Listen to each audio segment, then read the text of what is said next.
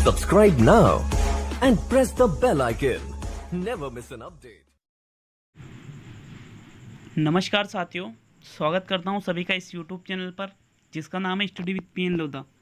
मित्रों, जैसा कि मैंने कल शाम को एक पोस्ट डाली थी कि कल मैं आपको जो रीट 2017 या 2017 मतलब जो 2018 में एग्ज़ाम हुआ था उसमें मनोविज्ञान का पेपर जो है उसके 120 विकल्पों पर ही चर्चा करेंगे। तो ये 120 विकल्प साइकोलॉजी के जो ये 30 प्रश्न हैं, आज लेवल फर्स्ट का जो पेपर है 2018 का संपूर्ण 120 प्रश्नों पर चर्चा करने वाले हैं, 120 विकल्पों पर सॉरी। और देखिए, मैं आपको इतनी नई और इतनी शानदार जानकारी इस वीडियो में देने वाला हूं। अगर आप वाकई ही आप सक्सेस होना चाहते हैं, वाकई आप सिलेक्शन लाना चाहते हो तो इस वीडियो को पूरा देखना। मैं पहले ही बता देता हूं, नहीं तो बिल्कुल आप अभी वीडियो को बंद कर दीजिए, क्योंकि यहाँ पर इस वीडियो को बनाने में लगभग मुझे 3 से 4 दिन का समय लगा इस वीडियो के जो तथ्य हैं उनको एकत्रित करने में। तो चलिए वीडियो शुरू करते हैं। बिल्कुल पेपर आपके सामने है मित्रों, इस तरह से आपका पेपर आता है। तो एक एक प्रश्न को देखेंगे, एक एक विकल्प को देखेंगे। बाल विकास एवं शिक्षा शास्त्र खंड फर्स्ट सेक्शन फर्स्ट ये आपका रहता है और इसमें 30 प्रश्न मनोविज्ञान के रहते हैं। प्रत्येक प्रश्न में 4 विकल्प रहते हैं और आपको इनमें से एक का ही चयन करना है रीट 2020 में भी। तो मित्रों, एक एक प्रश्न को देखेंगे।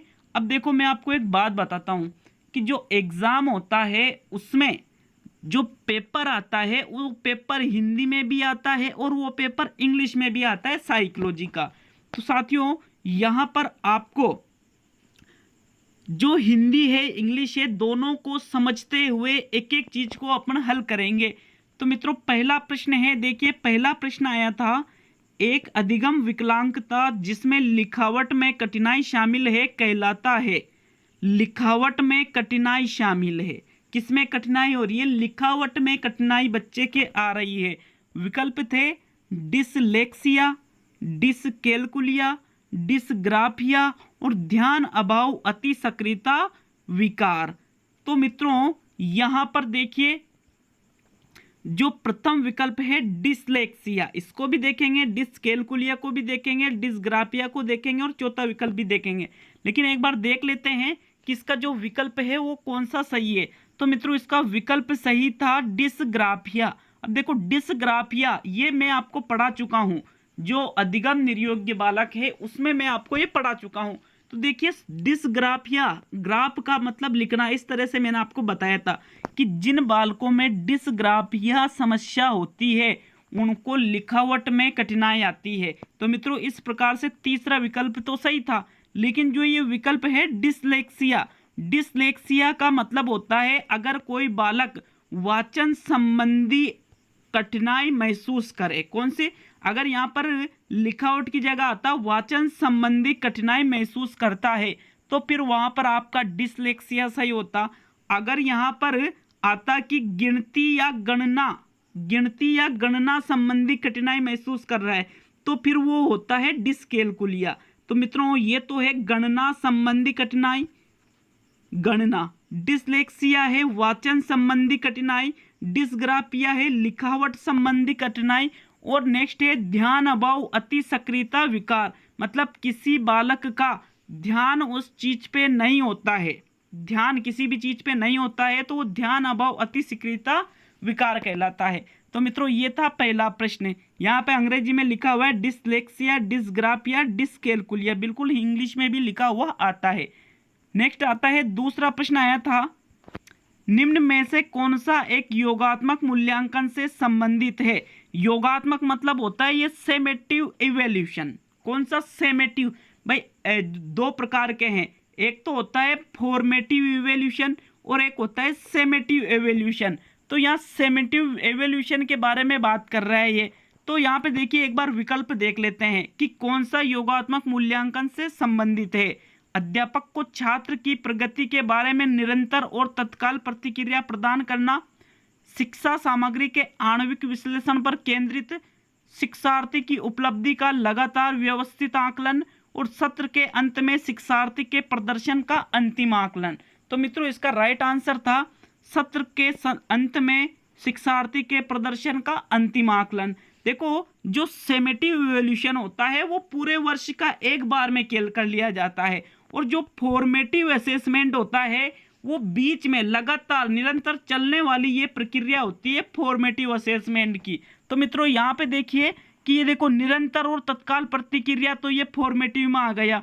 शिक्षण सामग्री के आणविक विश्लेषण पर केंद्रित, जो शिक्षण सहायक सामग्री है उसका विश्लेषण करना, तो ये भी सत्र के अंत में नहीं होकर के पूरे वर्ष में होता है।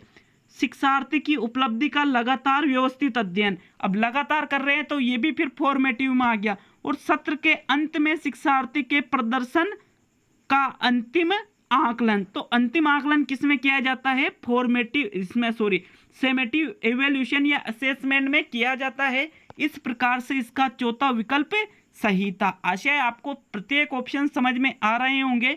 चलिए नेक्स्ट देखते हैं। अभी इतनी शानदार जानकारी मैं देने वाला हूं, ये तो नॉर्मली चीजें हैं जो आपने पढ़ रखी होगी, लेकिन अभी ऐसी चीजें आने वाली है जो बहुत ही इंपॉर्टेंट है। तीसरा प्रश्न आया था मित्रों, हार्वर्ड गार्डनर का कहना है कि कई प्रकार की बुद्धि या दिमाग के फ्रेम होते हैं, उसके द्वारा सुझाई गई बुद्धि की श्रेणी कौन सी है? जो हार्वर्ड, सीधी सी बात है, आपको सिर्फ इस प्रश्न में यह करना था कि हार्वर्ड गार्डनर ने यहाँ पर जो 4 विकल्प है इनमें से बुद्धि का कौन सा प्रकार बताया है। ऑप्शन थे विश्लेषणात्मक बुद्धि, रचनात्मक बुद्धि, प्रकृतिवादी बुद्धि और व्यवहारिक बुद्धि। तो मित्रों प्रश्न नंबर जो 3 है, तीसरे प्रश्न में यहाँ पर राइट आंसर आएगा दोस्तों। प्रश्न नंबर 3 में हार्वर्ड गार्डनर ने यहाँ पर प्रकृतिवादी बुद्धि को यहाँ पर बताया था। कौन सी बुद्धि को बताया था? प्रकृतिवादी बुद्धि को इन्होंने बताया था मित्रों। तो अब देखिए, इस प्रश्न में ज्यादा कुछ नहीं करना था, आपको सिर्फ ये देखना था कि हार्वर्ड गार्डनर ने ये जो 4 विकल्प दे रखे हैं, विश्लेषणात्मक, रचनात्मक, प्रकृतिवादी और व्यवहारिक, इनमें से बुद्धि का कौन सा प्रकार बताया है। तो हार्वर्ड गार्डनर ने प्रकृतिवादी बुद्धि को बताया था, तो इसलिए इसका तीसरा विकल्प सही था। अब देखिए, प्रकृतिवादी बुद्धि होती क्या है? नेचुरलिस्ट स्किल्स, नीचे लिखा हुआ है, वहां पे अंग्रेजी में भी लिखा हुआ है नेचुरलिस्ट स्किल्स, प्रकृतिवादी कौशल। तो मित्रों ये प्रकृतिवादी कौशल, इसको ही प्रकृतिवादी बुद्धि कहते हैं। जिन लोगों में प्रकृतिवादी बुद्धि ज्यादा होती है वो प्रकृति के बारे में अधिक जानकारी रखने वाले व्यक्ति होते हैं। एक आया था इसमें विश्लेषणात्मक बुद्धि। विश्लेषणात्मक बुद्धि को अंग्रेजी में कहा जाता है एनालिटिकल इंटेलिजेंस। तो विश्लेषणात्मक बुद्धि होती क्या है? देखिए, बुद्धि का एक सिद्धांत आया था स्टर्नबर्ग का, एक सिद्धांत था स्टर्नबर्ग का सिद्धांत था बुद्धि का त्रितंत्रीय सिद्धांत। उस त्रितंत्रीय सिद्धांत में स्टर्नबर्ग ने बुद्धि के 3 प्रकार बताए थे, जो विश्लेषणात्मक भी था, रचनात्मक भी था और व्यवहारिक था। तो ये तीनों प्रकार तो स्टर्नबर्ग के अनुसार है।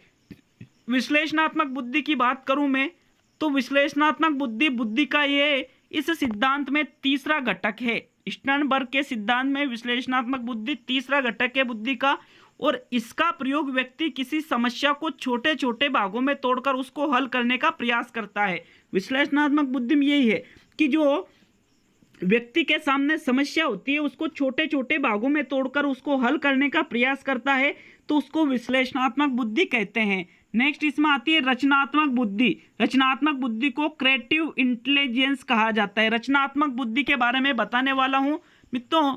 रचनात्मक बुद्धि का इस सिद्धांत में दूसरा घटक है। आप चाहो तो जो मैं बोल रहा हूं उसको लिख भी सकते हो, इंपॉर्टेंट चीजों को। रचनात्मक बुद्धि इस सिद्धांत में बुद्धि का दूसरा घटक है, और रचनात्मक बुद्धि को सृजनात्मक बुद्धि या अनुभवात्मक बुद्धि भी कहा जाता है। क्या कहा जाता है? इसको सृजनात्मक बुद्धि और अनुभवात्मक बुद्धि के नाम से भी जाना जाता है रचनात्मक बुद्धि को। मित्रों इसका प्रयोग करके ही व्यक्ति कुछ नया करने का प्रयास करता है। कौन सी बुद्धि का प्रयोग करके? रचनात्मक बुद्धि का प्रयोग करके व्यक्ति कुछ नया करने का प्रयास करता है, और रचनात्मक बुद्धि से ही मानव नए आयामों और सिद्धांतों का निर्माण करता है। तो विश्लेषणात्मक भी समझा दी, रचनात्मक भी समझा दी, प्रकृतिवादी भी समझा दी। नेक्स्ट देखते हैं व्यवहारिक बुद्धि। व्यवहारिक बुद्धि को संदर्भात्मक बुद्धि भी कहते हैं, और व्यक्ति व्यवहारिक बुद्धि का प्रयोग करके ही अपने आसपास की चीजों से सामंजस्य स्थापित करता है। व्यवहारिक बुद्धि का प्रयोग करके, उसके जो आसपास की जो चीजें हैं, प्रैक्टिकली आ रहा है ना यहाँ पे, आसपास की चीजों का से व्यवहारिक प्रयोग करके वो सामंजस्य स्थापित करता है। तो मित्रों, आशा है आपको चारों विकल्प समझ में आए होंगे। प्रश्न नंबर 4 देखेंगे। चौथा प्रश्न है, हमारे देश में कई बच्चे एक से अधिक भाषा बोलते हैं। बिल्कुल सही बात है, कई बच्चे एक से अधिक भाषा बोलते हैं। अब देखिए, निम्न में से पता लगाए 2 भाषाओं को बोलने की क्षमता वाले बच्चों के लिए सही लाभ क्या है। अब आपको सिर्फ इसमें यह देखना था कि एक बच्चा कोई सा भी है वो एक से अधिक भाषाओं बोलना जानता है, 2 भाषाएं वो बोल लेता है, तो उसका लाभ क्या मिलता है। अवधारण गठन में सुविधा मिलती है उसको, विश्लेषणात्मक तर्क में सुविधा मिलती है, संज्ञानात्मक लचीलेपन में सुविधा मिलती है और उपरोक्त सभी।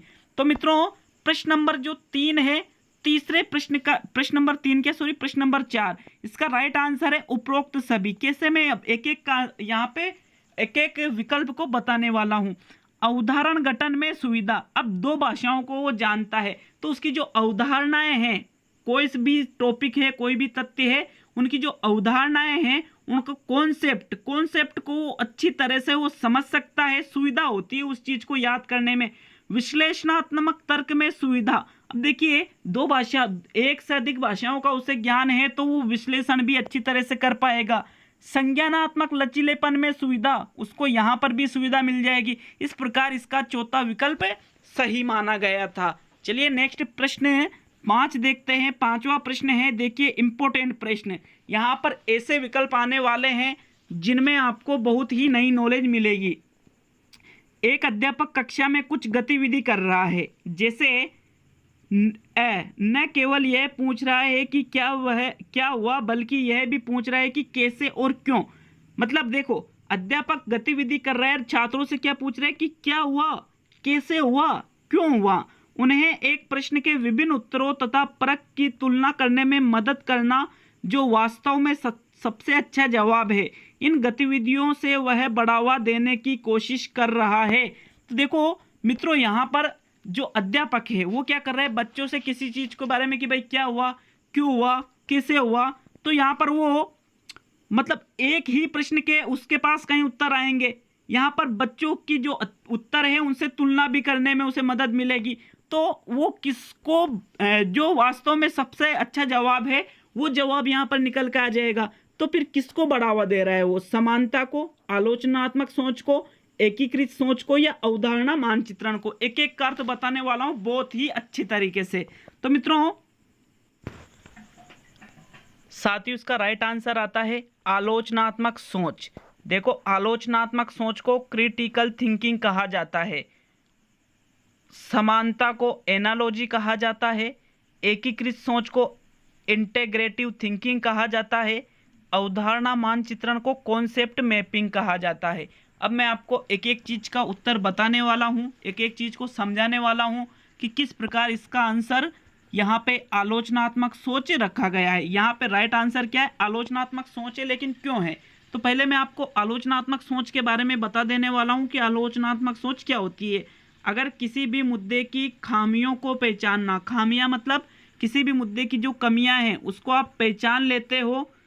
अब देखो, ये खामियां पहचानना या कमियां निकालना ये कोई गलतियां खोजना नहीं होता है, बल्कि कमियां क्यों निकाली जाती है, ताकि बेहतर पर फोकस हो जाता है। बेहतर पर फोकस मतलब जो जैसे मान लो भाई कोई सी भी चीज है, अब अपन बहुत सारी अपने सामने विकल्प है, अपन बहुत सारी चीजों में खामियां निकालेंगे, इसमें ये कमी, उसमें ये कमी। क्यों निकाली जाती है खामियां, ताकि जो बेहतर है उसके ऊपर फोकस हो सके, उसके ऊपर खोज हो सके। किसी चीज के बारे में क्रिटिकल होने का मतलब यूं नहीं है भाई तमाम पहलुओं को समझते हुए उसके कमजोर पक्षों पर फोकस करना। देखिए मित्रों, आलोचनात्मक सोच का मतलब यही है कि आप किसी चीज के बारे में खामियां निकाल रहे हैं, तो इसका मतलब है कि आप उसकी जो बेस्ट है आपके सामने फिर बेस्ट रिजल्ट आएगा।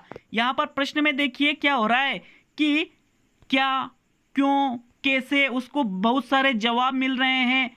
वो बहुत सारे जवाबों में तुलना करके जो सबसे अच्छा जवाब है वो वहां पर सामने आ रहा है। तो भाई ये तो मैंने बताया आलोचनात्मक सोच, कि आप किसी के बारे में बहुत सारी कमियां निकालते हो, खामियां निकालते हो, और फिर आपके सामने बेटर जो विकल्प है वो आपके सामने आ जाता है। तो यहाँ पर सबसे अच्छा जवाब ही तो आ रहा है। तो मित्रों इसको ही कहा जाता है आलोचनात्मक सोच। नेक्स्ट मैं आपको बताने वाला हूं कि इसमें एक शब्द है समानता, एनालॉजी। समानता क्या होती है? देखो, एक विषय के ज्ञान को या सूचना को दूसरे विषय में स्थानांतरित किया जाना।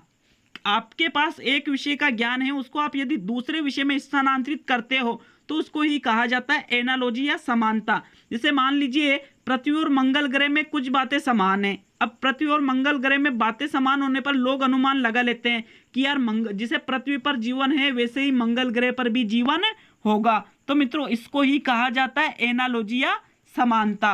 नेक्स्ट मैं बताने वाला हूं आपको एकीकृत सोच या इंटीग्रेटिव थिंकिंग के बारे में। इंटीग्रेटिव थिंकिंग क्या होती है? देखिए, दो अलग अलग पक्षों के फायदे व नुकसान को देखकर दोनों का सामंजस्य करके आगे बढ़ना एकीकृत सोच कहलाता है। जैसे मैं आपको बताऊं, आपके सामने एक उदाहरण देता हूं कि आपके सामने दो विकल्प है, ठीक है, दो विकल्प है। अब आपको दोनों को साथ में लेकर के चलना है। अब दोनों को साथ में लेकर, जैसे एक घर में एक सास है एक बहू है, अब आप उनके बेटे हो। अब यहाँ पे उन दोनों में झगड़ा होता है। अब झगड़ा होने पर यूं तो ये नहीं कि भाई आप मम्मी को छोड़ दोगे या अपनी जो पत्नी है उसको छोड़ दोगे। आपको क्या करना पड़ेगा? दोनों में सामंजस्य बिठाकर दोनों को साथ लेकर चलना पड़ेगा। तो इसको ही कहा जाता है एकीकृत सोच। दो अलग अलग पक्षों को आपको इस दोनों के फायदे भी मिलेंगे, दोनों के नुकसान भी मिलेंगे, लेकिन आप यदि दोनों में सामंजस्य करके आगे बढ़ जाते हो तो उसको ही एकीकृत सोच कहा जाता है। नेक्स्ट इसमें आता है अवधारणा मानचित्रण। अवधारणा मानचित्रण को कहा जाता है कॉन्सेप्ट मैपिंग। ये क्या होता है? देखिए कि अवधारणाओं के बीच सुझाव दिया संबंधों को एक चित्र द्वारा दर्शाता है। यहाँ पे देखिए जो अवधारणा मानचित्र है वहां पर सुझाव दिया जाता है। क्या दिया जाता है? सुझाव दिया जाता है और अलग अलग जो संबंध है इस संबंध को एक चित्र के माध्यम से समझाया जाता है। एक आरेख इस प्रकार का बनाया जाता है कॉन्सेप्ट मैपिंग में।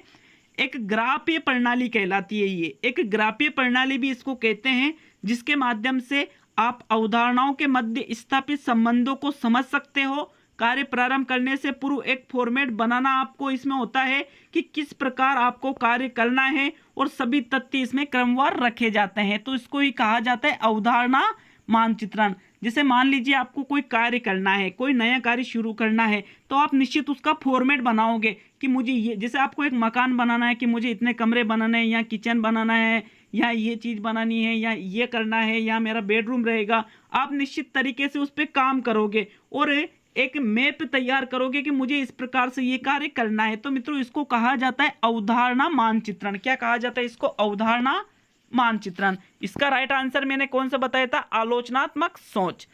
नेक्स्ट छठा प्रश्न आता है, सकारात्मक और नकारात्मक उत्तेजनाएं या घटनाएं छात्र के व्यवहार को प्रेरित कर सकते हैं। कौन सा मनोवैज्ञानिक परिप्रेक्ष्य इस तरह की प्रेरणा की व्याख्या करता है? मानवतावादी, व्यवहार, संज्ञानात्मक या सामाजिक? तो मित्रों इसका जो राइट आंसर है प्रश्न नंबर 6 का राइट आंसर है व्यवहार। कौन सा है? व्यवहार कहलाता है ये। देखो, सकारात्मक और नकारात्मक उत्तेजनाएं, स्टिमुलस यहाँ पे लिखा हुआ है। आपके सामने सकारात्मक भी आती है और नकारात्मक उत्तेजनाएं, और या फिर आप इसको घटना भी कह सकते हो, छात्र के व्यवहार को प्रेरित करती है। अगर मान लीजिए छात्र के से आप सकारात्मक तरीके से उसके सामने घटनाएं प्रस्तुत करोगे या नकारात्मक तरीके से घटनाएं प्रस्तुत करोगे तो उसका जो व्यवहार है उससे प्रेरित होता है। अब आप खुद घटनाएं प्रेरित कर रहे हो तो आप भी खुद क्या कर रहे हो? एक व्यवहार कर रहे हो। इसलिए इसका राइट आंसर कौन सा माना गया? व्यवहार। दूसरा विकल्प सही माना गया था। अब मानवतावादी क्या होता है? मानवतावादी का मतलब है कि जिसमें मानव की आवश्यकताओं को ध्यान में रखते हुए कोई घटना प्रस्तुत की जाए, कोई मतलब प्रस्तुतिकरण ऐसा की जाए जिसमें मानव की आवश्यकताओं को ध्यान में रखा जाता है। इसमें एक है संज्ञानात्मक। संज्ञानात्मक का मतलब है कि ज्ञान की संरचना से संबंधित कोई बात हो। नेक्स्ट है सामाजिक। सामाजिक में प्रेक्षण या अवलोकन चीजें सम्मिलित की जाती है। अब बालक किसी चीज को देखता है और उसके जैसा ही व्यवहार करने लग जाता है, तो ये कहलाता है सामाजिक या प्रेक्षण। नेक्स्ट 7वां प्रश्न था, समावेश शब्द का मतलब विशेष शैक्षिक आवश्यकता वाले बच्चों को, यहाँ रिक्त स्थान है, नियमित कक्षा में शिक्षित करना चाहिए। अब देखिए कोई बालक है, वो विशेष आवश्यकता है उसको पढ़ाई में, तो उसको कितने समय तक, पूरे समय, किसी समय नहीं, कुछ समय या सर्वाधिक समय। तो मित्रों इसका राइट आंसर है, इसमें ज़्यादा कुछ समझाने वाली बात नहीं है कि विशेष आवश्यकता वाले जो बच्चे हैं उनको सर्वाधिक समय नियमित कक्ष में शिक्षित करना चाहिए, सर्वाधिक जितना अधिक हो सके। तो इस प्रकार इसका प्रथम विकल्प ही सही है। इसमें आप यूं तो नहीं समझाओ नहीं कि कुछ समय क्या होता है, पूरा समय क्या होता है, किसी समय नहीं क्या होता है, ये मैं नहीं बता सकता। प्रश्न नंबर 8 देखेंगे। 8वां प्रश्न है साथियों, एक भाषा शिक्षक कक्षा में कविता का विवरण समझाकर कक्षा में कविता पढ़ा रहा है। एक बार देखो, कविता तो पढ़ा रहा है वो, लेकिन कविता का विवरण समझाकर, और छात्रों को स्पष्टीकरण से निष्कर्ष निकालने या व्यापक विचार करने के लिए कह रहा है। यह एक उदाहरण है आगमनात्मक तर्क का, निगमनात्मक तर्क का, अवधारणा मानचित्रण का और परिकल्पना परीक्षण का। तो मित्रों प्रश्न नंबर जो 8 है, 8वें प्रश्न का जो राइट आंसर है वो है निगमनात्मक तर्क। किस प्रकार से है मैं बताता हूं। निगमनात्मक तर्क का मतलब है कि आपको जो तथ्य दिए हुए हैं उन तथ्यों से यदि आप निष्कर्ष निकालते हो तो उसको ही निगमनात्मक तर्क कहते हैं। जैसे यहाँ पे देखिए कविता बच्चों को पढ़ाई जा रही है, तो कविता बच्चों को पढ़ाई जा रही है, उनको विवरण भी दे रहे हैं, तो सीधी सी चीज है, यहाँ पर अध्यापक छात्रों को तथ्य प्रस्तुत कर रहा है, फिर उनसे निष्कर्ष निकलवा रहा है। तथ्य प्रस्तुत करके यदि निष्कर्ष निकलवाए जाते हैं तो उसमें निगमनात्मक तर्क होता है। निगमनात्मक तर्क सामान्य से विशिष्ट की ओर चलता है, जबकि आगमनात्मक तर्क में क्या होता है, उदाहरण प्रस्तुत करके, समझाया नहीं जाता है, उदाहरण प्रस्तुत करके कोई निष्कर्ष कोई या फिर कोई तर्क निकाला जाता है, वो आगमनात्मक तर्क होता है। यहाँ पर विशिष्ट से सामान्य की ओर बढ़ा जाता है। तो मित्रों एक है इसमें अवधारणा मानचित्रण। अवधारणा मानचित्रण मैं आपको अच्छी तरह से बता चुका हूं, और इसमें एक विकल्प है परिकल्पना परीक्षण। तो साथियों परिकल्पना परीक्षण, जिसको अंग्रेजी में कहा जाता है हाइपोथेसिस टेस्टिंग। हाइपोथेसिस टेस्टिंग का मतलब है कि हम उम्मीद करते हैं कि आगे होने वाली शोध हमारी परिकल्पना को सिद्ध कर देंगे, और अगर उसको सिद्ध कर लेते हैं तो इसको ही परिकल्पना या अवधारणा कहा जाता है। देखिए परिकल्पना परीक्षण या अवधारणा परीक्षण का मतलब यह है कि आप एक सोच रखते हो, जैसे आप सोच रखते हो कि मुझे रीट में फाइट करना है, यह आपका परिकल्पना है ये, और आप रीट का एग्जाम देते हो, और आप अगर रीट में सिलेक्टेड हो जाते हो तो वो जो रीट का एग्जाम है वो ही परिकल्पना परीक्षण कहलाएगा। तो मित्रों यहाँ पे इस प्रकार से परिकल्पना परीक्षण का अर्थ भी मैंने बताया है। इसका राइट आंसर कौन सा है, निगमनात्मक तर्क, जिसमें दिए गए तथ्यों के आधार पर नए निष्कर्ष निकाले जाते हैं। चलिए नेक्स्ट 9वां प्रश्न देखेंगे। 9वां प्रश्न आता है, मनोविश्लेषण का मानना है कि एक प्राथमिक साधन है जिसके द्वारा ईगो इड पर आच्छद रहता है, यह कहलाता है सुपर ईगो, आमोद सिद्धांत, द्वंद्व और दबाव। सुपर ईगो को सुपर ईगो ही कहते हैं, आमोद सिद्धांत को प्लेजर प्रिंसिपल कहते हैं, द्वंद्व को कॉन्फ्लिक्ट कहा जाता है, और दबाव को रिप्रेशन कहा जाता है। तो मित्रों इसका जो प्रश्न नंबर 9 है इसका राइट आंसर है दबाव कहा जाता है। क्या कहा जाता है, दबाव इसको कहते हैं, रिप्रेशन के नाम से जाना जाता है। दबाव का मतलब ये है कि अगर ईगो मतलब क्या होता है, जिस स्थिति में हम जीते हैं, जिस स्थिति में मनुष्य जीता है, मतलब नॉर्मली कि भाई हाँ आपको सही गलत का ज्ञान है तो आपको ईगो कहलाता है। नॉर्मली देखो ईगो शब्द का अर्थ अपन क्या निकालते हैं कि देखो उसके ज्यादा ईगो हो गया। अरे ईगो का मतलब ही मानवीय स्वभाव होता है। एक तो होता है उसको ईगो हो गया, ईगो का मतलब यूं नहीं है कि उसे घमंड हो गया। ये यहाँ पर इस ईगो का शब्द का मतलब घमंड से नहीं है। इस ईगो जो ये शब्द है, इस ईगो शब्द का मतलब यहाँ पर वास्तविक स्थिति से होता है। अच्छे बुरे का ज्ञान होना ही ईगो कहलाता है। और इड मतलब कहलाता है सुखवादी।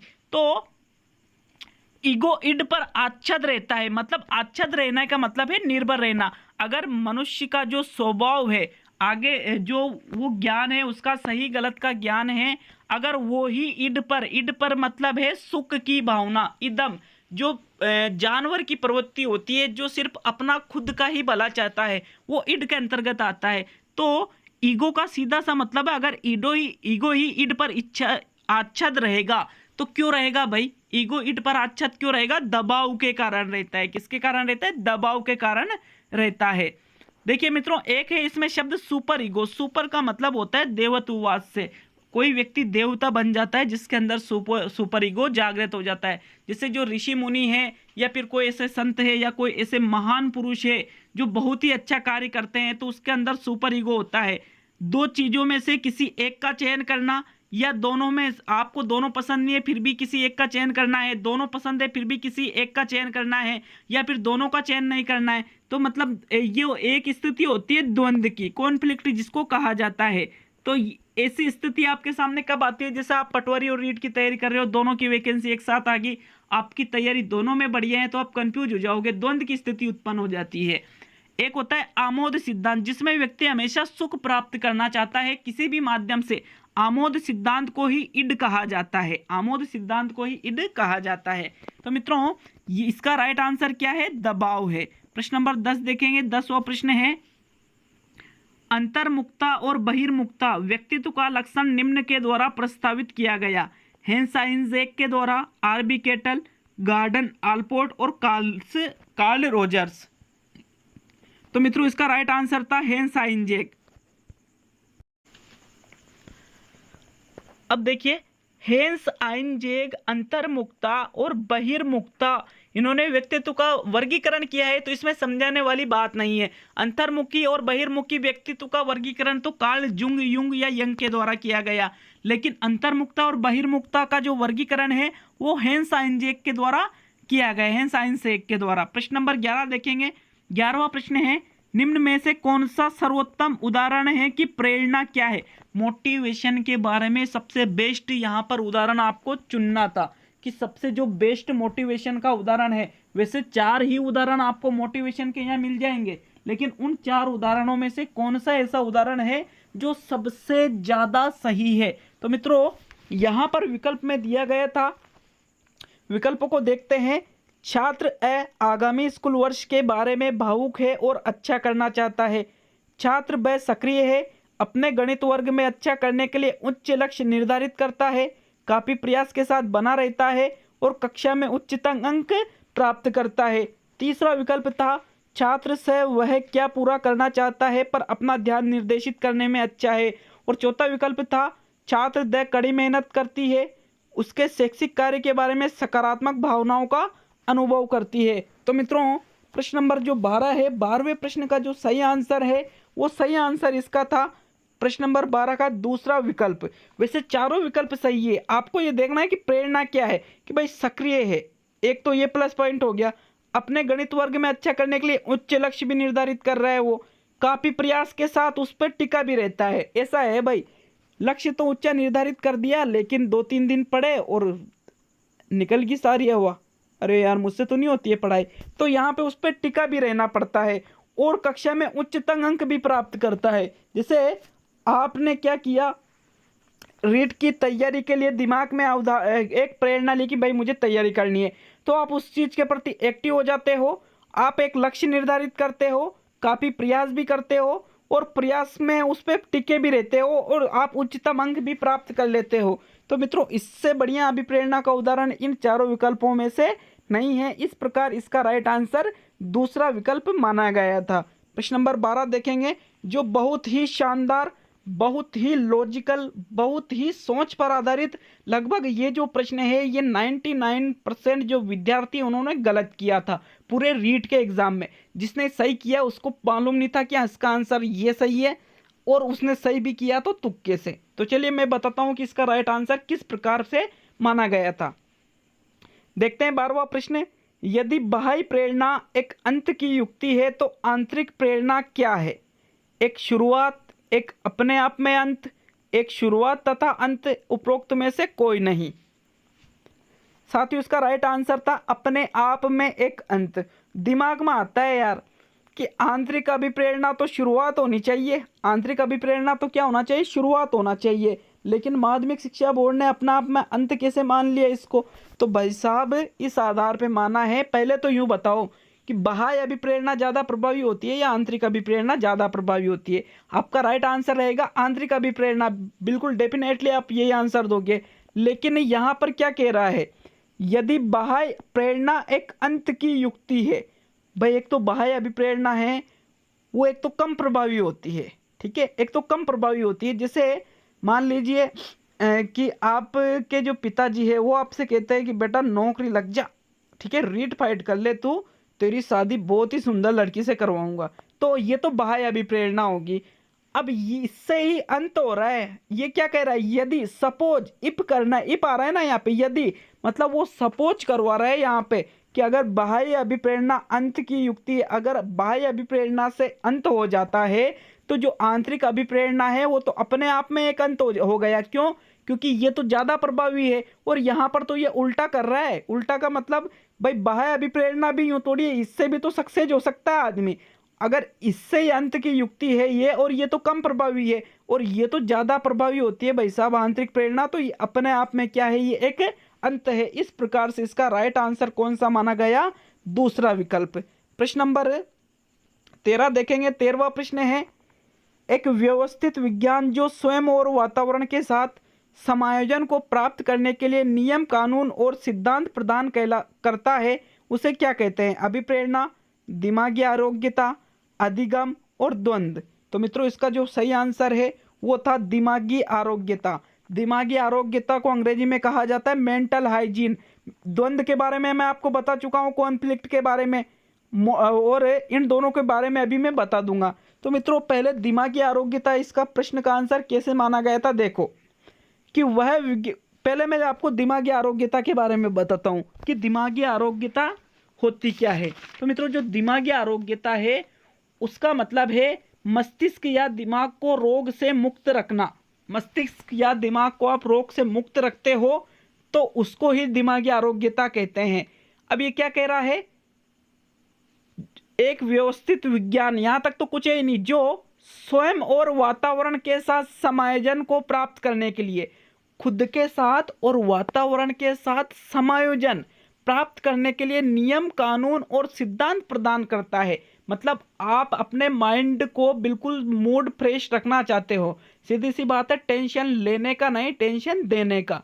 आप अगर ऐसा करते हो तो उसको ही दिमागी आरोग्यता कहा जाता है, मेंटल हाइजीन इसको कहते हैं। आप यहाँ पर क्या करते हो, खुद के दिमाग को फ्रेश रखने के लिए आप समायोजन कर लेते हो, नियम, कानून और सिद्धांत बना लेते हो, तो उसको ही दिमागी आरोग्यता के नाम से जाना जाता है।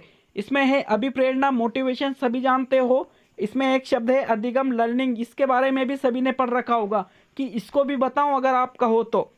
अधिगम क्या होता है, अभिप्रेरणा क्या होती है, ये तो नॉर्मली ये टॉपिक सभी पढ़ के रखते हैं। तो मित्रों दिमागी आरोग्यता का मतलब यही है, दिमाग को रोग से मुक्त रखना।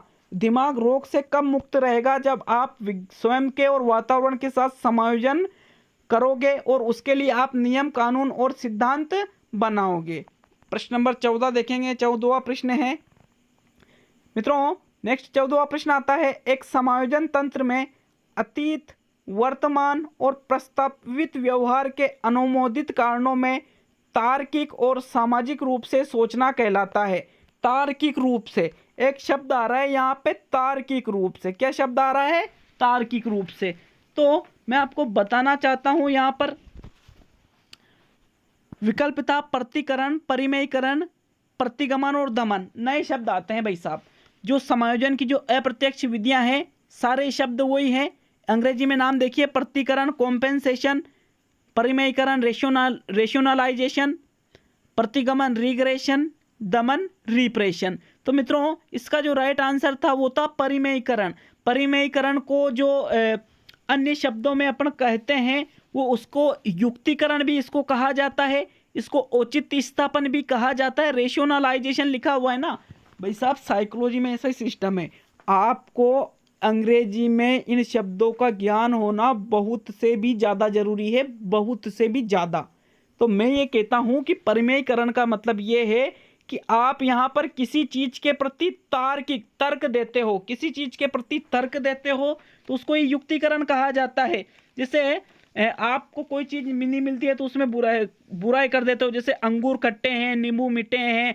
तो यहाँ पर क्या हो रहा है कि अतीत, वर्तमान और प्रस्तावित व्यवहार को देखते हुए आप कारणों के बारे में तर्क दे रहे हो। जैसे आपका रीड में सिलेक्शन नहीं होता है, सपोज करना है, हालांकि ऐसा नहीं हो, एक बात बता रहा हूँ, सपोज करना है कि रीट में सिलेक्शन नहीं होता है आपका, तो आप तर्क देने लग जाओगे, या फिर कोई अरे यार हो कहाँ रीट में नौकरी लग जाते हैं, मैं तो इसकी तैयारी करूंगा, मैं वो ये करने लग जाऊंगा, मैं वो करूंगा, रीट की भर्ती में क्या था, उसमें थोड़ी सी तो सैलरी मिलती है, मैं तो फर्स्ट ग्रेड बनूंगा।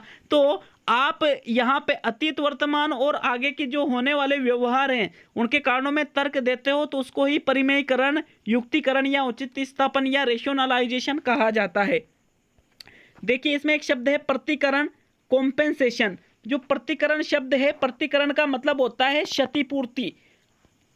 याद आ गया, क्षतिपूर्ति तो सब जानते हो कि अगर अपने आंतरिक पक्ष में कोई कमी है और उसकी बाह्य पक्ष से आप पूर्ति करते हो तो उसको ही प्रतिकरण या कॉम्पेंसेशन या क्षतिपूर्ति कहा जाता है, जिसको नुकसान भरपाई भी आप कह सकते हो। एक शब्द है प्रतिगमन, प्रतिगमन रिग्रेशन, पूर्व की अवस्था में लौटना। जिसे एक बालक है कक्षा 10 का, वो बिल्कुल छोटे बच्चों की तरह रोने लग जाता है तो वो प्रतिगमन कहलाता है। एक शब्द है दमन, रिप्रेशन।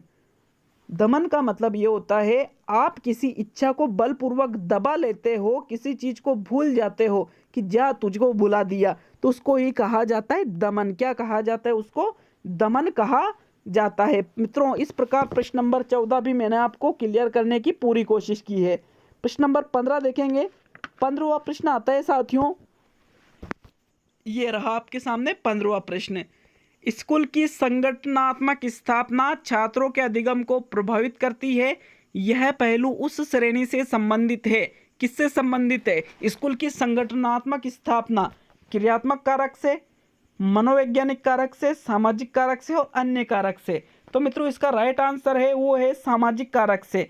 जो भाई देखो स्कूल की संगठनात्मक स्थापना के बारे में कह रहा है ना, तो संगठनात्मक स्थापना सामाजिक कारक के अंतर्गत ही आती है। तीसरा ही विकल्प इसका सही रहेगा। प्रश्न नंबर 16 देखते हैं। 16वां प्रश्न है, निम्न स्थितियों में से कौन समायोजन को बढ़ावा देती है? समायोजन व्यक्ति क्यों करना चाहता है? समायोजन आखिर किस प्रकार से व्यक्ति यूं सोचता है कि हाँ यार ठीक है ऐसा ही कर लेता हूँ? किस कारण से बढ़ावा देता है? तीव्र उत्सुकता के कारण, अपराध का जुनूनी विचार होने के कारण, बीमारी का डर होने के कारण, या न्यूरोटिक भय और चिंता से मुक्त होने के कारण। तो मित्रों समायोजन व्यक्ति कब करता है? पहले तो यूँ बताओ। समायोजन व्यक्ति तब करता है जब उसके सामने ऐसी परिस्थिति उत्पन्न हो जाती है जिसको वो पसंद नहीं करता है, जिसे वो नहीं चाहता है कि ऐसा कुछ हो, और उसी चीज को देखते हुए व्यक्ति समायोजन कर लेता है। तो उत्सुकता के कारण तो करेगा ही नहीं, अपराध करने के कारण भी कोई समायोजन नहीं करेगा। अगर अपराध का जुनूनी विचार है तो समायोजन क्यों करेगा?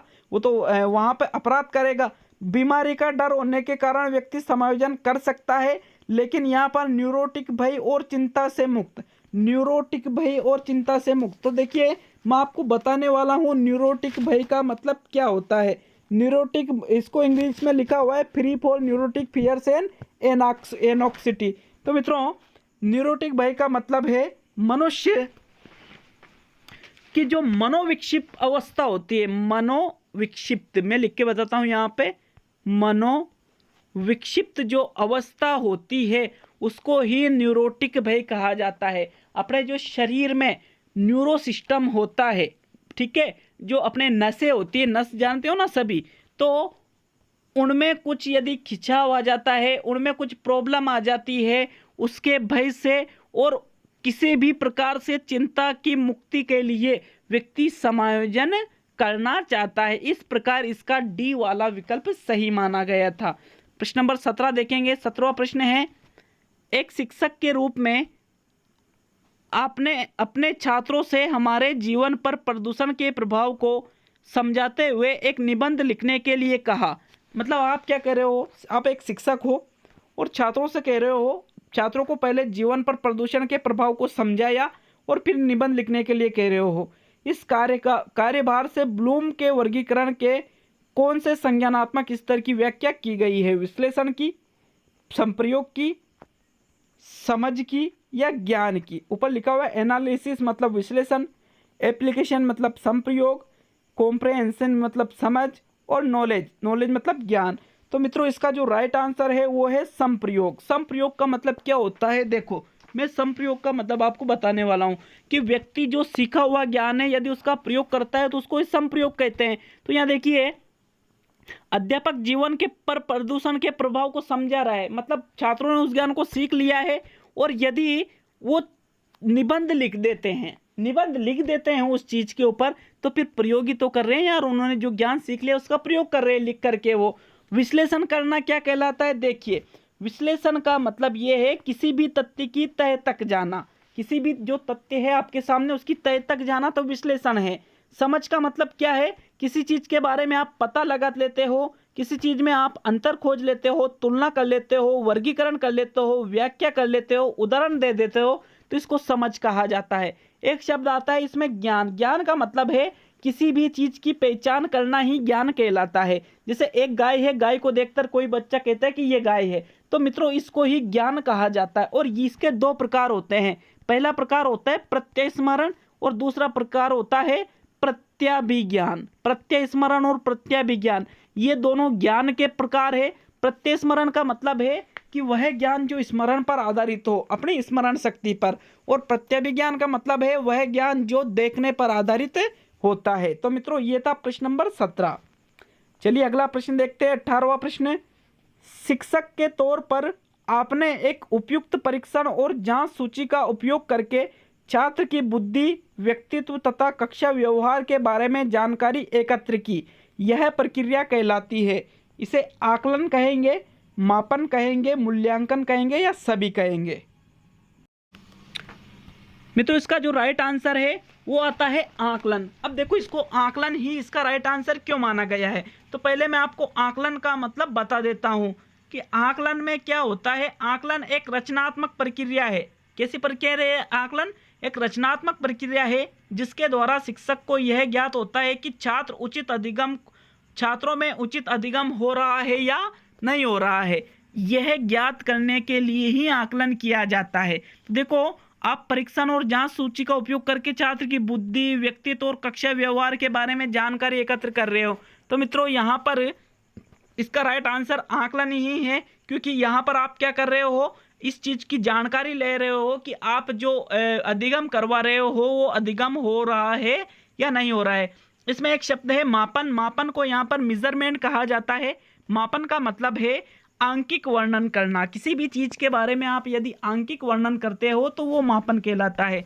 और इसमें एक शब्द है मूल्यांकन। मूल्यांकन का मतलब है इवेल्यूशन, जिसको कहा जाता है अंग्रेजी में। यह एक योगात्मक प्रक्रिया होती है मूल्यांकन, जिसके द्वारा किसी पूर्व निर्मित शैक्षिक कार्यक्रम अथवा पाठ्यक्रम की समाप्ति पर छात्रों की शैक्षिक उपलब्धि ज्ञात की जाती है। मतलब यहाँ पूर्व निर्धारित होता है। ठीक है, मूल्यांकन कैसा होता है? पूर्व निर्धारित होता है और ये पाठ्यक्रम की समाप्ति के बाद किया जाता है। तो मित्रों इस प्रकार यहाँ आकलन, यहाँ पे प्रथम विकल्प इसका सही माना गया था। प्रश्न नंबर 19 देखते हैं। कौन सा प्रक्षेत्र ब्लूम के वर्गीकरण में नामित नहीं है? संज्ञानात्मक, क्रियात्मक, भावात्मक, मनोप्रेरणा। तो मित्रों जो बीएस ब्लूम ने है 3 प्रकार के जो क्षेत्र बताए हैं, यहाँ पे संज्ञानात्मक भी बताया है, भावात्मक भी बताया है, क्रियात्मक भी बताया, लेकिन मनोप्रेरणा नहीं बताया। तो मित्रों इसका राइट आंसर मनोप्रेरणा है। अब संज्ञानात्मक, संज्ञान का मतलब क्या होता है? बौद्धिक कौशलों का विकास, पुनः स्मरण, कल्पना, पहचान करना, बौद्धिक क्षमताओं व कौशलों के विकास में मदद करना, ये तो कहलाता है संज्ञानात्मक। क्रियात्मक का मतलब क्या होता है? शारीरिक व क्रियात्मक कौशलों से संबंध। मनुष्य के जो शारीरिक व क्रियात्मक कौशल है इनसे संबंध, ये क्रियात्मक के अंतर्गत आता है। एक शब्द है भावात्मक। भावात्मक का मतलब है वे तरीके इसमें शामिल होते हैं जिनमें हम बातों का भावात्मक रूप से सामना करते हैं, जैसे भावनाएं, मूल्य है, तारीफ है, उत्साह है, प्रेरणा है, वृत्तियां हैं, ये सभी चीजें भावात्मक के अंतर्गत रहती है। और एक शब्द आता है मनोप्रेरणा। मनोप्रेरणा को कहा जाता है साइकोमोटर।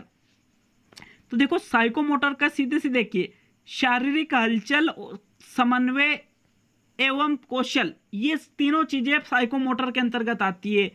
जिसे मैं आपको एक बात बताता हूं, इसमें कौशल क्षेत्र शामिल है और इनको सीखने के लिए अभ्यास करने की आवश्यकता होती है। मनोप्रेरणा या साइकोमोटर जिसको कहा जाता है। जैसे मान लीजिए आप क्रिकेट खेल रहे हो। अब क्रिकेट खेल रहे हो भैया, तो क्रिकेट खेलते एक जो आप फील्डिंग कर रहे हो, बल्लेबाज ने गेंद मारी बल्ले से, अब वो गेंद ऊपर चढ़ गई, आपके पास कैच आया, उस कैच को आप क्या करोगे, पकड़ोगे। लेकिन पकड़ने के लिए आपको उस जगह पर जाना होगा, अपने दोनों हाथों को वहां ले जाना होगा जहां पर गेंद आएगी। ठीक है, ऊपर से गेंद आपके हाथों में ही है, यूं नहीं है कि आपने हाथ खड़े खड़े यूं कर दिए और वहीं गेंद आ जाएगी, आपको खुद को वहां जाना पड़ेगा। तो आपका जो माइंड है और आपके जो हाथ है, इन दोनों में जो समन्वय होता है, इसको ही मनोप्रेरणा या साइकोमोटर के नाम से जाना जाता है और इसके लिए अभ्यास की जरूरत होती है।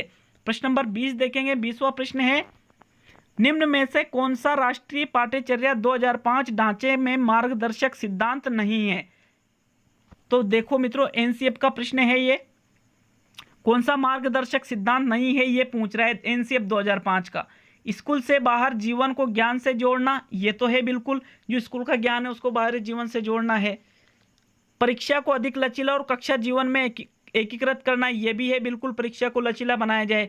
अधिगम को रटना, विधि को सुविधाजनक बनाना, भाई अधिगम को रटना थोड़ी चाहिए, किसी भी चीज को रटना थोड़ी एनसीएफ 2005 बताता है, तो ये बिल्कुल मार्गदर्शक सिद्धांत नहीं है।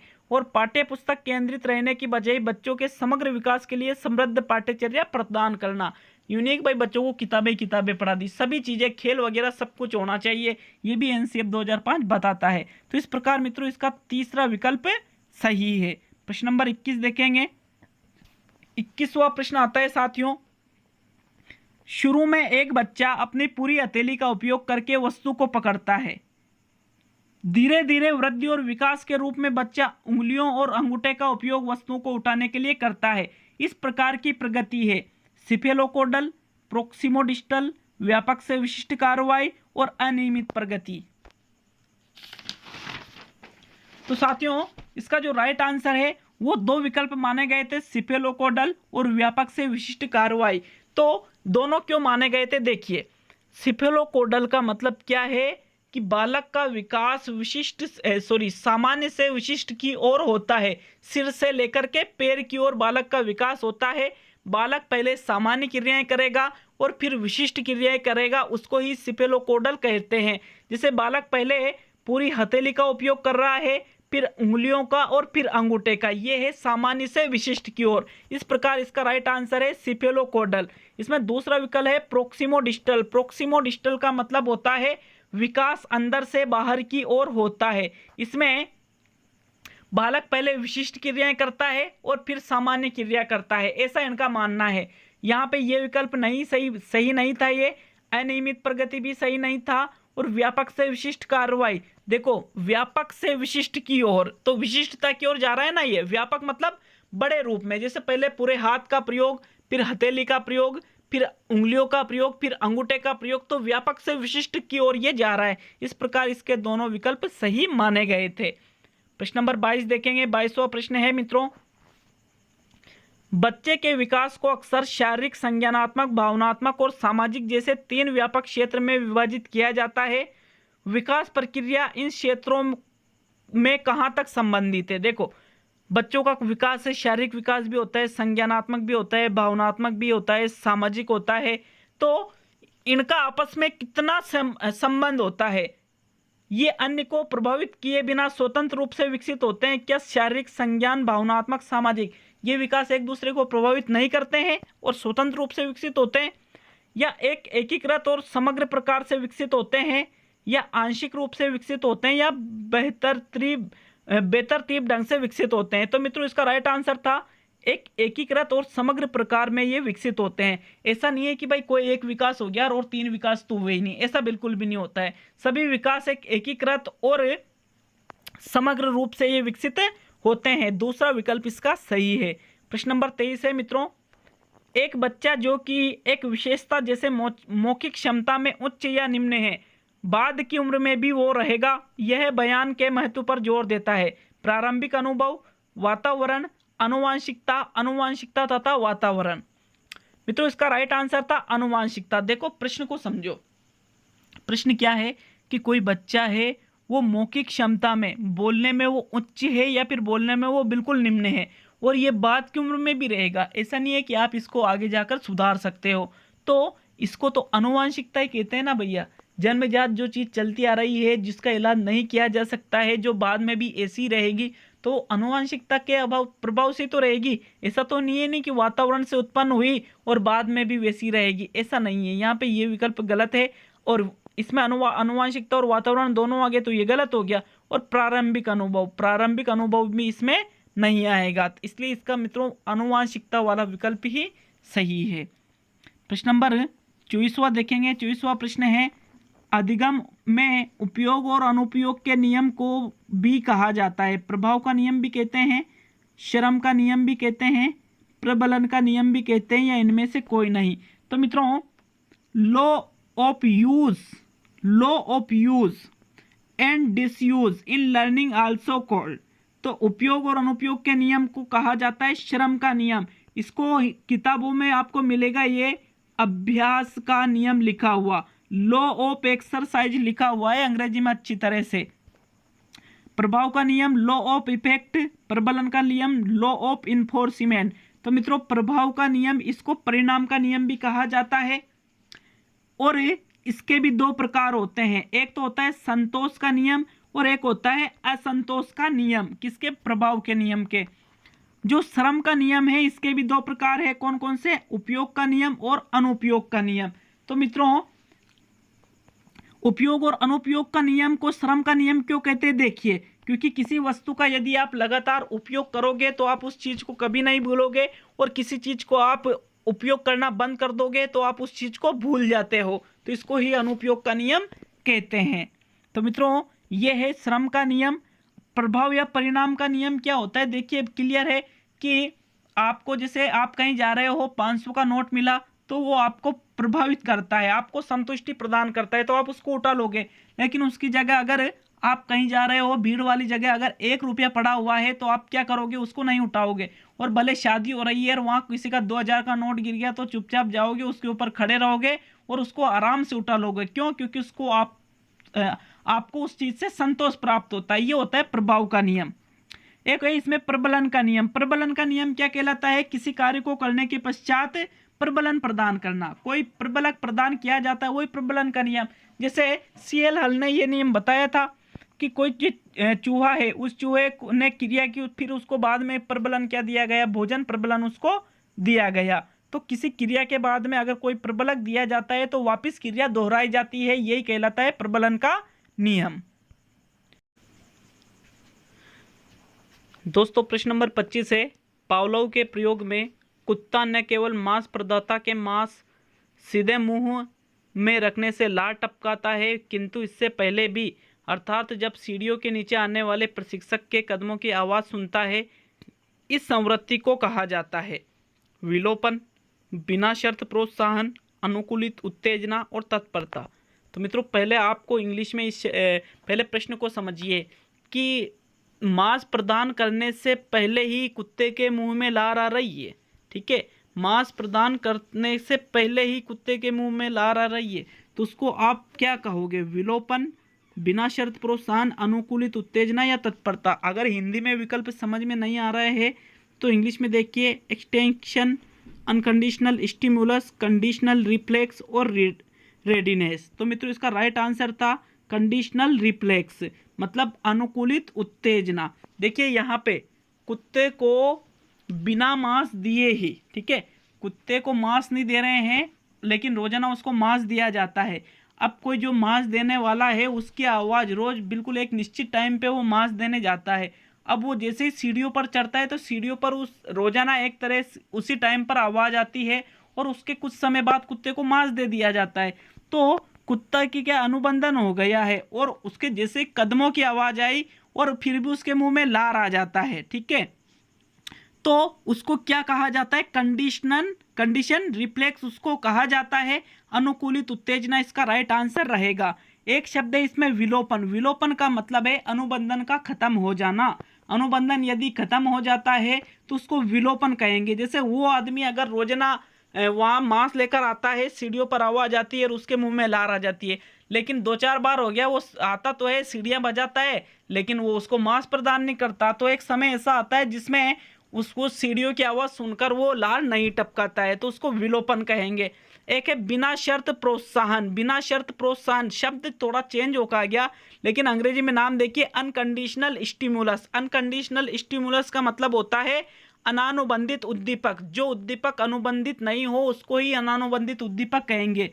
जिसे भोजन को देखकर लार आना, ठीक है, भोजन को देखकर लार आना ये तो स्वाभाविक है, तो इसको ही अनकंडीशनल स्टिमुलस कहा जाता है। तो यहाँ तो कदमों से लार आ रही है ना, तो फिर ये इसलिए ये राइट नहीं था।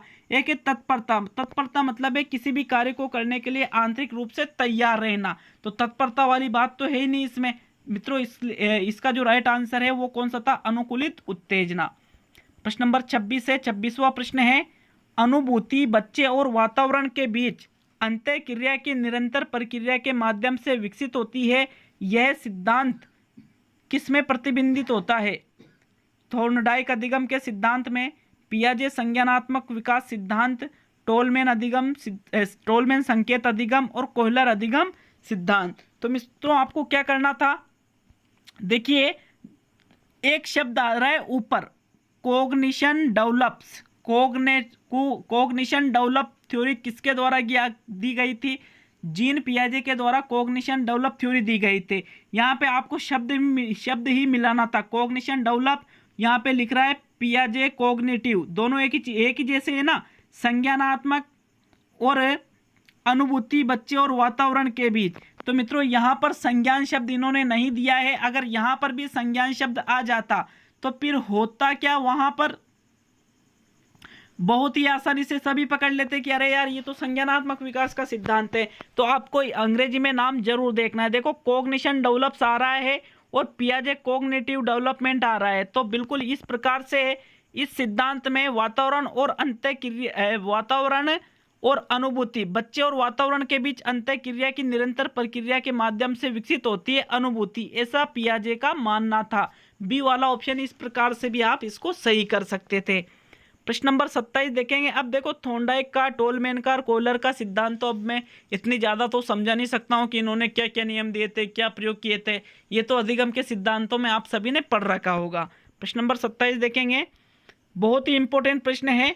27वां प्रश्न आता है, पियाजे के सिद्धांत में एक प्रक्रिया जो पुराने और नए धारणाएं और अनुभव के बीच संतुलन, क्या शब्द आ रहा है? संतुलन क्रिया है, इसको किस नाम से जाना जाता है? तो मित्रों यहाँ पे आपको देखना था पुराने और नई धारणाओं के बीच संतुलन हो रहा है। तो पुरानी और नई धारणाओं के बीच जो संतुलन होता है, देखो मैं आपको एक बार इन चारों का अर्थ बताने वाला हूँ कि समावेश क्या होता है, एसिमिलेशन अंग्रेजी में नाम याद रखिए, इक्विलिब्रेशन क्या होता है, संतुलन, फिर यहाँ पे एक शब्द है समायोजन, एकोमोडेशन क्या होता है, और एक शब्द है ज्ञानविद, ये क्या होता है। तो मित्रों मैं आपको एक एक चीज बताऊंगा, फिर इसका आंसर बताने वाला हूं। तो पहला शब्द है समावेश या एसिमिलेशन, इसको आत्मसातीकरण भी कहते हैं। समावेश को आत्मसातीकरण के नाम से भी जाना जाता है। तो समावेशन का मतलब क्या है कि बालक की जो संज्ञानात्मक संरचनाएं हैं, उसका जो स्कीमा है, उसमें अगर संशोधन हो रहा है, उसमें कोई चेंजेज या परिवर्तन हो रहा है, तो उसको ही समावेशन या आत्मसातीकरण कहा जाता है। तो ये तो पहला है। दूसरा है समायोजन, एकोमोडेशन। तो समायोजन का मतलब क्या होता है? स्कीमा को वातावरण के अनुसार समन्वित करना। बालक का जो स्कीमा है, बालक की जो ज्ञान की संरचनाएं हैं, यदि उसको वो वातावरण के अनुसार समन्वित कर लेता है, समायोजित कर लेता है, तो उसको समायोजन कहेंगे। तीसरा है इक्विलिब्रेशन, संतुलन जिसको कहते हैं। देखिए इक्विलिब्रेशन का मतलब है संज्ञानात्मक असंतुलन को दूर करने के लिए या उसमें संतुलन लाने के लिए बालक आत्मसातीकरण या समायोजन या दोनों प्रक्रियाओं आरंभ कर देता है, जिसे संतुलन या साम्य धारणा भी इसको कहते हैं। संतुलन को एक और किस नाम से जाना जाता है? साम्य धारणा के नाम से भी इसको जाना जाता है, इक्विलिब्रेशन को। इसमें क्या किया जाता है? समायोजन और समावेश, ये जो दो शब्द है, इनमें वापस एक संतुलन स्थापित किया जाता है सी वाले विकल्प में, कि बालक का जो संज्ञान है, जैसे मान लीजिए बालक ने एक कुत्ता देखा। अब कुत्ते को देखते हैं कि भाई हाँ कुत्ते के 4 पैर होते हैं, कुत्ते का रंग सफेद होता है, और उसने एक गाय देखी कि यार गाय के भी तो 4 पैर है, गाय के भी तो कलर सफेद है। अब उनमें कुछ अंतर होता है कि भाई हाँ यार, कुत्ता एक ऐसा जीव है, गाय एक ऐसा जीव है, दोनों अलग अलग होते हैं। तो उसका जो संज्ञानात्मक जो असंतुलन हुआ है कि यार आखिर दोनों एक जैसे दिख रहे हैं, तो फिर ये कुत्ता क्यों नहीं है, ये गाय, ये जो कुत्ता है ये गाय क्यों नहीं है।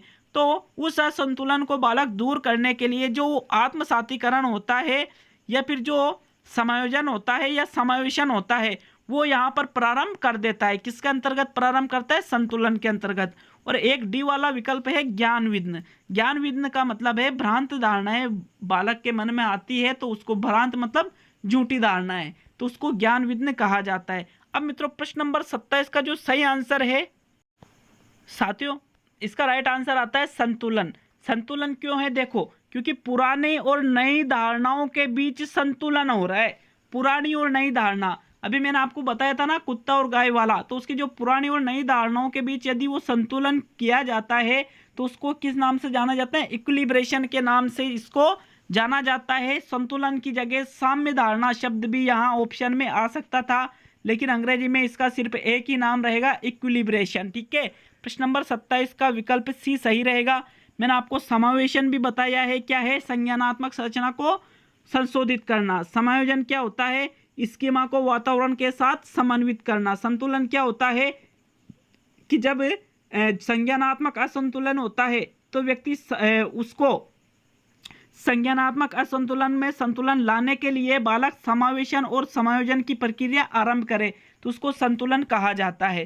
प्रश्न नंबर 28 देखेंगे। 28वां प्रश्न है, निम्न में से कौन सी बौद्धिक परीक्षण के लिए उपयोग करने की सावधानी नहीं है? IQ स्कोर के आधार पर अनुचित रूढ़िवादी और छात्रों के बारे में नकारात्मक उम्मीदों से बचना, बुद्धि का व्यक्तिगत आकलन, परीक्षक और छात्र के बीच एक संरचित बातचीत, क्षमता की मुख्य या एकमात्र विशेषताओं के रूप में IQ परीक्षणों का उपयोग न करना, और एक समग्र IQ स्कोर की सार्थकता की व्याख्या में सावधान रहना। तो मित्रों प्रश्न नंबर जो 28 है, 28वां का जो राइट आंसर है वो दूसरा विकल्प इसका जो है बुद्धि का व्यक्तिगत आकलन, परीक्षक और छात्र के बीच एक संरचित बातचीत है। यहाँ पर सावधानी बौद्धिक परीक्षण के लिए नहीं है। बौद्धिक परीक्षण के लिए कौन सी सावधानी नहीं होती है इनमें से? कि परीक्षक और छात्र के बीच बातचीत हो रही है, तो उसमें इस चीज की सावधानी नहीं रखी जाती है। प्रश्न नंबर 29 आता है, एरिक्सन के अनुसार बच्चों का मनोसामाजिक विकास 8 चरणों में होता है। भाई मनोसामाजिक विकास का जो सिद्धांत है वहां से प्रश्न आया था ये। एक कक्षा 3 का छात्र 9 साल के आसपास है, उसकी उम्र विकास के किस चरण में मेल खाता है? शर्मिंदगी बनाम संदेह के मुकाबले की स्वायत्तता, परिश्रम बनाम हीनता, नेतृत्व बनाम अपराध, और अतरंगता बनाम अलगाव। तो मतलब यहाँ पे मित्रों, यहाँ पे जो राइट आंसर है वो है परिश्रम बनाम हीनता। देखो उसने उम्र दे रखी है, 9 साल का बालक कौन सी स्टेज में रहेगा? परिश्रम बनाम हीनता में रहेगा, जिसकी उम्र होती है 6 से 12 वर्ष। अब ये जो परिश्रम बनाम हीनता जिसको कहा जाता है इंडस्ट्री वर्सेज इनफेरिटी, तो मित्रों यहाँ पे जो दूसरा विकल्प है वो सही है। इस अवस्था में बालक 3 से 6 वर्ष के बीच इसकी अवस्था होती है। सॉरी 3 से 6 क्या, 6 से 12 वर्ष बालक की इसमें अवस्था होती है। बालक 9 साल का है तो 6 से 12 के बीच में बालक की उम्र रहेगी। अब देखिए इस अवस्था में बालक विद्यालय जाना आरंभ कर देता है। विद्यालय में वो सीखने के लिए कठिन परिश्रम भी करता है, किंतु यदि वो असफल होता है तो उसमें क्या होता है? हीन भावना से वो ग्रसित हो जाता है। तो इसलिए इसको परिश्रम बनाम हीनता की भावना कहते हैं। एक इसमें है शर्मिंदगी बनाम संदेह के मुकाबले की स्वायत्तता, autonomy versus shame and doubts. इसका मतलब होता है ये जो बालक के विकास की, मनोसामाजिक विकास की दूसरी अवस्थाएं है, ये चलती है 12 या 18 माह से लेकर के 3 वर्ष तक। बालक इसमें क्या करता है? एकांत में रहना पसंद करेगा, और समूह में लाने पर वो शर्म का, किसका? शर्म या संदेह का प्रदर्शन करने लग जाता है। कब से कब तक चलता है ये? लगभग 12 या 18 महीने से लेकर के ये 3 वर्ष तक की उम्र चलती है। नेक्स्ट इसमें है नेतृत्व बनाम अपराध। इसको कहा जाता है इंटिएटिव वर्सेस गिल्ट। नेतृत्व बनाम अपराध की जो अवस्था होती है मित्रों, वो होती है 3 वर्ष से लेकर के 6 वर्ष की ये अवस्था होती है। इसमें बालक नेतृत्व करना चाहता है, लेकिन उसकी कोई आलोचना करता है या उससे कोई गलती हो जाती है तो उसमें अपराध का भय भी हो जाता है, ठीक है, इसलिए इसको नेतृत्व बनाम अपराध कहा गया है। नेक्स्ट इसमें अतरंगता बनाम अलगाव। अतरंगता बनाम अलगाव को अंग्रेजी में कहते हैं इंटीमेसी वर्सेस आइसोलेशन। अलगाव मतलब होता है अलग हो जाना, आइसोलेट शब्द तो आप सभी सुन रहे हो, अभी जो माहौल चल रहा है उस हिसाब से। तो मित्रों इसको ये जो उम्र होती है ये 19 या 20 साल से लेकर के 40 साल की होती है। 19 या 20 साल से लेकर के कितनी उम्र होती है, ये 40 साल तक रहती है। इस अवस्था में व्यक्ति जिससे विचार मैच करते हैं उसके साथ अतरंगता का मतलब क्या होता है, आत्मीयता, और जिसके साथ विचार नहीं मिलते हैं उससे वो अलग हो जाता है। तो इसलिए इसको सच्ची दोस्ती या सच्ची दुश्मनी की अवस्था भी कहते हैं। यह मनोसामाजिक विकास की कौन सी अवस्था है, ये छठी अवस्था है। और आज का अंतिम प्रश्न देखेंगे मित्रों। अंतिम 30वां प्रश्न आता है, ये रहा आपके सामने 30वां प्रश्न। निम्न में से कौन सा कथन आदर्श संदर्भित परीक्षण के लिए सत्य नहीं है। परीक्षण जो आदर्श परीक्षण है उसके लिए कौन सा कथन सत्य नहीं है। यह एक मानकीकृत परीक्षण है। छात्र के स्कोर की तुलना इसके साथ तुलना करके की जाती है कि अन्य ने कैसा प्रदर्शन किया है। कहा जाता है कि परीक्षण राष्ट्रीय मानदंडों पर आधारित होता है। छात्र के प्रदर्शन की स्थापित मानदंडों से तुलना की जाती है। तो मित्रों इसका जो प्रश्न नंबर 30 का जो राइट आंसर है वो दूसरा विकल्प सही है कि ये जो विशेषताएं हैं, जो दूसरी विशेषता है छात्र के स्कोर की तुलना, की छात्र ने जितना स्कोर किया है उसकी दूसरों छात्रों के ने जो प्रदर्शन किया है उसके साथ तुलना की जाती है, ये आदर्श संदर्भित परीक्षण के लिए सत्य नहीं है। बाकी के जो ये तीनों विकल्प है ये तीनों विकल्प बिल्कुल सही है। तो दोस्तों कैसा लगे वीडियो जरूर बताना और चैनल पर नए तो सब्सक्राइब भी करके जाना। मिलते हैं बहुत जल्द अगले वीडियो में।